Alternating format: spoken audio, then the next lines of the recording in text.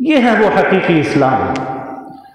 ہم مومن تو ہیں، کلمہ پڑھ لیا، عبادات کر لی، نماز روزہ کر لیا، لیکن کیا ہم زمانے میں دین کے ہر حکم کے آگے جھکنے والے ہیں؟ ہر حکم کے آگے اپنے سر کو جھکانے والے ہیں؟ تابع ہیں ہر حکم کے؟ اگر ہم ہر حکم کے تابع ہیں تو ہم صحیح معنوں میں مسلمان ہیں۔ حضرت ابراہیم و اسماعیل کی اس جو ہے عبودیت کی صفت کو، اطاعت کے اس منظر کو قرآن نے بیان کر دیا سورہ صافات کے اندر۔ پھر حضرت ابراہیم و اسماعیل کو قرآن نے کہا فلما اسلما، جب وہ دونوں یوں سمجھ لیجیے اسلام لے آئے، مسلمان ہوئے، کیا مطلب؟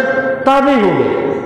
اس لفظ اسلام کا حقیقی معنی یہ ہے کہ کسی قوت اور طاقت کے سامنے جھک جانا۔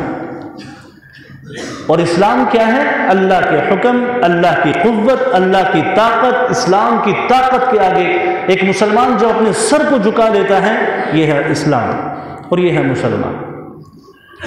اسی مسلمان کی شان تاریخ کے اندر ہے، اسی مسلمان کی شان قرآن و حدیث بیان کرتا ہے۔ ہم جیسے کمزور مسلمانوں کی نہیں، صحابہ کرام اس شان کے مسلمان تھے، وہ اللہ کے نبی صلی اللہ علیہ وسلم کے احکامات کے آگے جھک جاتے تھے، حتیٰ کہ اگر اپنے ذاتی مفاد اور خواہش پر بھی پاؤں رکھنا ہوتا رکھتے تھے، دنیا کا بڑے سے بڑا نقصان ہو جاتا برداشت کر لیتے تھے۔ کیوں؟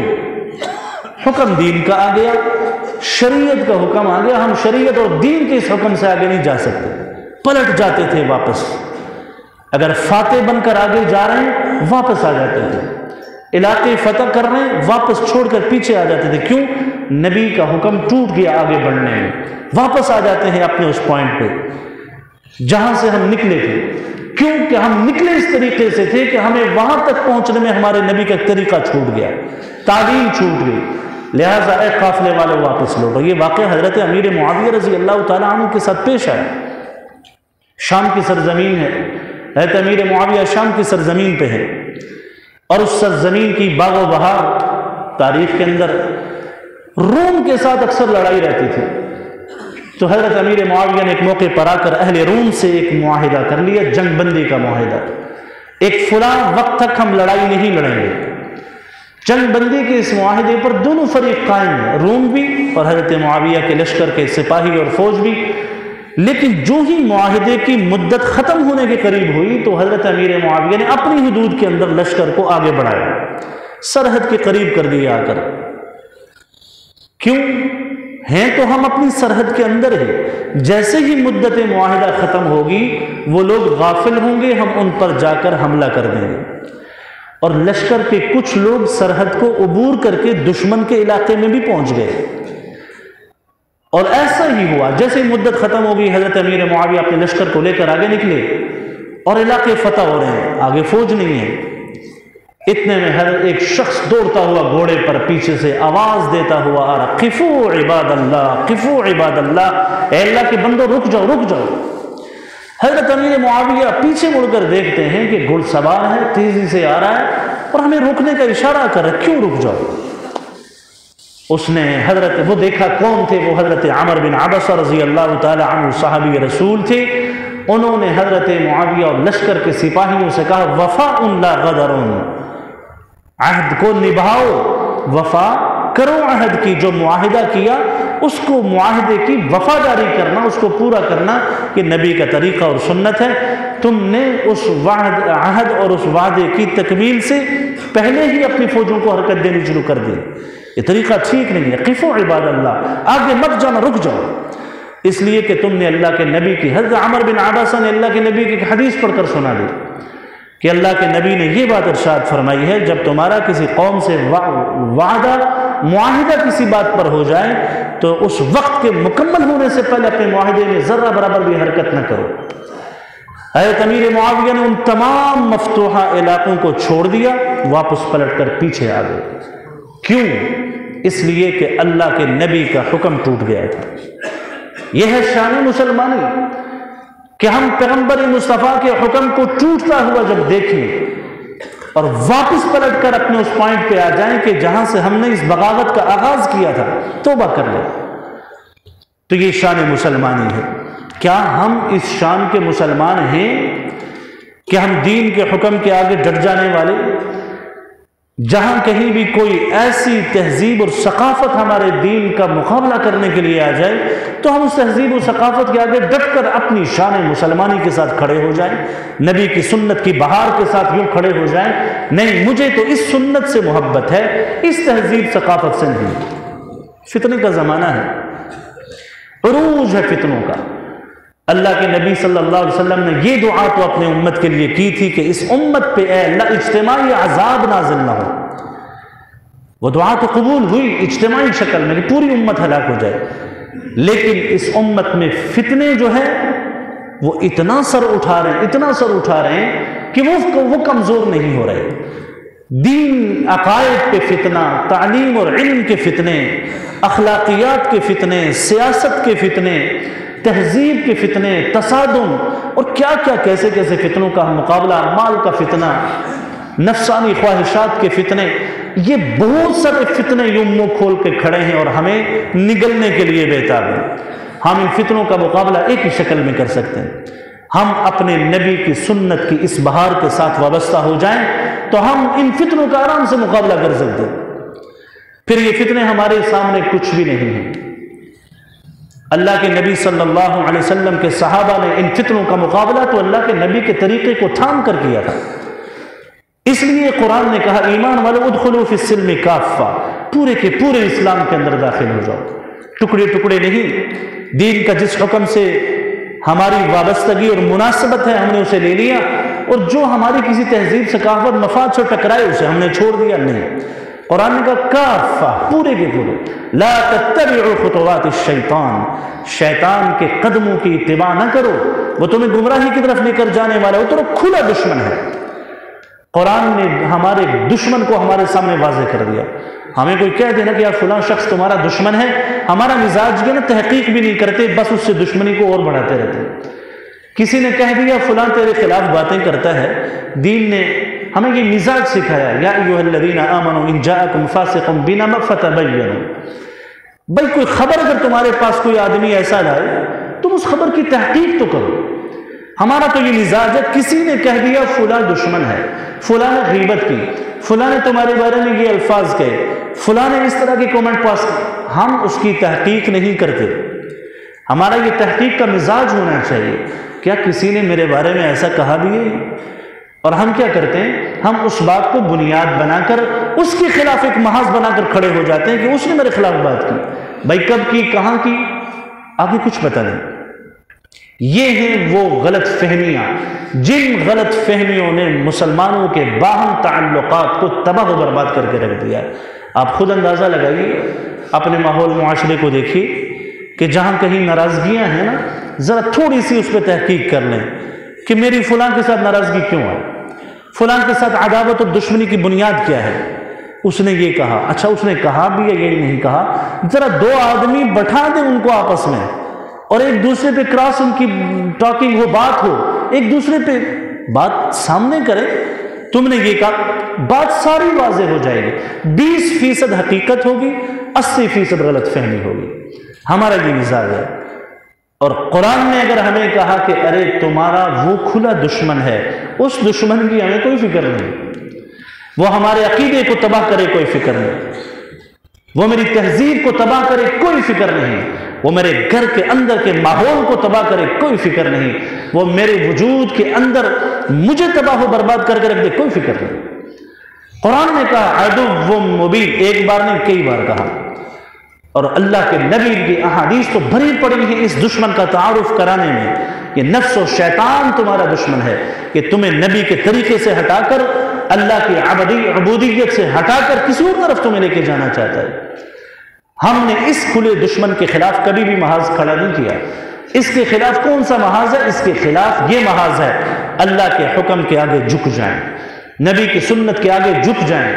جتنی فکری الغار اس وقت معاشرے کے اندر ہو رہی ہے، فتنوں کا جتنا بھی یوں سمجھ لیے ایک سیلاب امڑ کر آ رہا ہے، الہاد کا فتنہ ہے۔ لوگ کہتے ہیں دین ہے، ہوتا دین نہیں ہے۔ ہمارا بھی مزاج بن گیا نا، ہم دین کو سیکھتے ہیں الیکٹرانک میڈیا سے، پرنٹ میڈیا سے، ان میڈیائی ذرائع سے سیکھا ہوا دین کبھی بھی ہمارے پلے نہیں پڑے گا. شکوک و شبہات ہوں گے، تشکیک پیدا ہوگی. ایک آدمی سے آپ نے سنا ہوگا ایسا ہے، دوسرا اس کے متضاد موقف دے رہا ہے، تیسرا اس سے بھی متضاد موقف دے رہا ہے، تو یہ آدمی کیا کرتا ہے؟ پریشان ہو جاتا ہے. وہ کیا کہہ رہا ہے، یہ کیا کہہ رہا ہے، یہ کیا کہہ رہا ہے. لوگ کہتے ہیں سمجھ نہیں آتی، جائیں کا بھائی اصلی ماخذ کی طرف کیوں نہیں آتے ہم اتنے دینی اعتبار سے کیوں کمزور ہیں کہ ہماری فکر کو ایک منٹ کا کلپ تبدیل کر دے. ہماری سوچ اور فکر کو کسی آدمی کی 20 30 سالہ سوچ اور فکر بدل جاتی ہے. منکرین حدیث ایک فتنہ ہے، اللہ کے نبی کی حدیثوں کو نہیں مانتے، اور ایسے لوگ بھی جب کسی کو سمجھاتے ہیں تو اگلا آدمی بھی اس موقف پہ آ جاتا ہے واقعی حدیث کی کوئی ضرورت نہیں ہے. نعوذ باللہ، اتنے کمزور ہیں ہم لوگ. بھائی جب آپ کو سمجھ آ جائے کہ یہ شکوک و شبہات پیدا ہو رہے ہیں تو کرنا کیا چاہیے؟ کوئی تو ہوگا نا آپ کی اس پرانی فکر کا ساتھی جس کے پاس تھوڑا سا علم ہوگا، ذرا اس کے پاس ہی چلے جائیں کہ یار میں تو پہلے اس سوچ اور فکر کا تھا، اب یہ ہے، بتلاؤ حقیقت کیا ہے. ہمارا یہ مزاج نہیں ہے کہ میں نے کہا تحقیق کا مزاج نہیں. ان فتنوں کے مقابلے کے لیے ایک بات کی ذہن میں رکھیں، اپنے اکابر اور اپنے بڑوں اور اپنے اسلاف کے اعتماد اور یقین کے دامن کو کبھی نہ چھوڑیں. دیکھیں ہمارے پاس اسلام کی 1400 سالہ تاریخ، 1450 سالہ تاریخ کی مکمل تشریح موجود ہے. قرآن کیا کہتا ہے، حدیث کیا کہتی ہے، احکامات دین سے متعلق قرآن و حدیث کا 1400 سال کا موقف، اہل علم کا کیا رہا، عقائد کیا ہیں، ساری چیزیں موجود ہیں. پھر بھی اگر ایک آدمی ہمیں دین سکھائے، اور دین بھی کیسا، جاوید احمد غامدی دین سکھاتا ہے، یہ وہ لانچ کردہ لوگ ہیں یورپ کے جنہیں وہاں سے دانشور بنا کر یہاں میڈیا کے اوپر بٹھا کر اب یہ آپ کو دین بھی سکھا رہا ہے. یہ حضرت عیسیٰ علیہ السلام کے نزول کا منکر بھی ہے. اللہ کے نبی کی متواتر احادیث کہتا ہے حضرت عیسیٰ نہیں نازل ہوں گے. امام مہدی کے ظہور کا منکر ہے. اجماع جیسے حجیت اور حدیث کا جو ہے وہ دلیل، اس کا منکر ہے. زکوٰۃ کے نصاب کا منکر ہے. یہ لوگ دین کو شریعت کے مزاج کے مطابق نہیں، عقل کی بنیاد پر تولتے ہیں، عقل کی بنیاد پہ تولتے ہیں. کتنے جانور ہیں جو حرام ہے، کہتے کھا سکتے ہیں ان کو، تو ہم اس کی ایک بات کو تو لے رہے ہیں، لیکن اس سوچ اور فکر کو کیوں نہیں لے رہے کہ یہ لانچ کردہ لوگ ہمیں دین سکھانے کے لیے بیٹھ جاتے ہیں. ہمارا وہ طبقہ تھوڑا سا جس کے پاس تھوڑا سا دین کا شدھ بدھ بھی نہیں، وہ تو بالکل ہی گمراہ ہو جاتے ہیں، اور جو یونیورسٹی کے ماحول کے پڑھنے والے لوگ ہوتے ہیں وہ اور گمراہ ہو جاتے ہیں، چونکہ انہیں اور سہارا مل جاتا ہے اپنی عقل. بھائی عقل کی ایک لمٹ ہے، جیسے آنکھ ہے نا، آنکھ اس کی ایک لمٹ ہے. یہ ہمیں ایک چیز بتا سکتی ہے، کیا کہ یہ عمارت ہے، یہ انسان نہیں ہے جی، یہ چھت ہے، یہ پلر ہے. یہ آنکھ، کان یہ نہیں بتا سکتا. کان سے جو سنیں گے وہ آنکھ نہیں ہمیں بتا سکتی. زبان سے جو چیز ہم نے ٹیسٹ کرنی ہے وہ ہمیں کان یا آنکھ نہیں بتا سکتے. ہاتھوں سے پکڑ کر ہم اندازہ لگا سکتے ہیں کہ یہ لکڑ ہے، یہ سیمنٹ نہیں ہے، ٹھوس چیز نہیں ہے، لکڑی کی بنی ہوئی چیز ہے. یہ حواس خمسہ ہیں، ان میں سے ہر چیز کی ایک لمٹ ہے کہ ہمیں عقل کی بھی ایک لمٹ ہے. عقل بھی ایک لمٹ تک ہمیں ایک چیز بتا سکتی ہے. یہ جو ہمارے حواس خمسہ جب ختم ہو جاتے ہیں پھر وحی کا علم آنا شروع ہو جاتا ہے. یہ وحی کا علم، یہ ہماری نہ عقل اسے جان سکتی ہے، نہ ہماری آنکھیں اسے جان سکتی ہیں، نہ کان اسے جان سکتے ہیں. اس وحی کے علم کو سکھانے کے لیے اللہ نے نبیوں کو بھیجا کہ یہ عقل سے بھی سمجھ میں نہیں آئے گا، یہ آنکھ سے بھی نہیں آئے گا، یہ کان سے بھی سمجھ میں نہیں آئے گا، یہ دماغ سے بھی سمجھ میں آنے والی چیز نہیں ہے. اے نبیوں، تم دین کے دنیا کے اندر جاؤ اور میرے بندوں کو وحی کے اس علم کے بارے میں آگاہ کرو. یہ وحی کا علم اگر عقل کی بنیاد پہ ہوتا تو موزے کا مسا کبھی بھی پاؤں کے اوپر نہیں نیچے ہوتا. عقل تو یہ کہتی ہے نا کہ گندگی نیچے لگتی ہے، مسا ہوتا ہے اوپر. تو دین عقل پہ نہیں ہے، دین کی اپنی تشریح ہے. یہ متجددین زمانہ لوگ دین کی بنیاد اور تشریح کے لیے عقل کا سہارا لیتے ہیں، جو غلط کرتے ہیں. ہم ان فکری فتنوں کے آگے سر جھکا کے بیٹھ جاتے ہیں. بھائی ان فتنوں سے بچنے کا ایک راستہ کیا ہے؟ ایک راستہ تو یہ ہے کہ اپنے جو اکابر ہیں، اسلاف ہیں، ان کی علمی تشریحات پہ ہمیں اعتماد ہو، ان سے حسن ظن ہو، ہمیں بدگمانیاں نہ ہو. اور بہت اہم بات وہ یہ کہ ہم رجوع اللہ کریں نا. بھائی کہیں ہمیں پریشانی ہوتی ہے تو ہم اللہ کی طرف ہی رجوع کرتے ہیں. تو دین کے معاملے میں اگر آپ کے شکوک و شبہات پیدا ہوتے ہیں، آ جائیے اللہ کے سامنے کھڑے ہو جائیے، پروردگار کے سامنے 2 رکعت نفل پڑھ کے اللہ سے مانگیے، اللہ پریشان ہوں، شک میں ہوں، آپ راستہ کھول دیجیے. اللہ وہ قلبی اطمینان آپ کو نصیب فرما دیں گے، راستہ بھی حق ہوگا، دل بھی مطمئن ہوگا. یہ رجوع اللہ یہ ہم نہیں کرتے. ہم کیا کرتے ہیں؟ ہم اٹھ کے وہی سوچ اور فکر معاشرے کے اندر اس کو آگے پھیلا دیتے ہیں. چوتھی بات جو انتہائی اہم ہے کہ ہم کسی بات کو تحقیق کے بغیر قبول نہ کریں. یہ نہیں کہ کسی نے سلوگن دے دیا، میں نے ایک نعرہ لگا دیا، بھئی اگر وہ آپ کی سوچ اور فکر کو ٹکراتی ہے یہ وہ بات، آپ اٹھ کر اس کی تحقیق کریں. اتنا شعور تو اللہ نے ہمیں دیا. تو کسی بھی بات کو بغیر تحقیق کے قبول نہ کریں.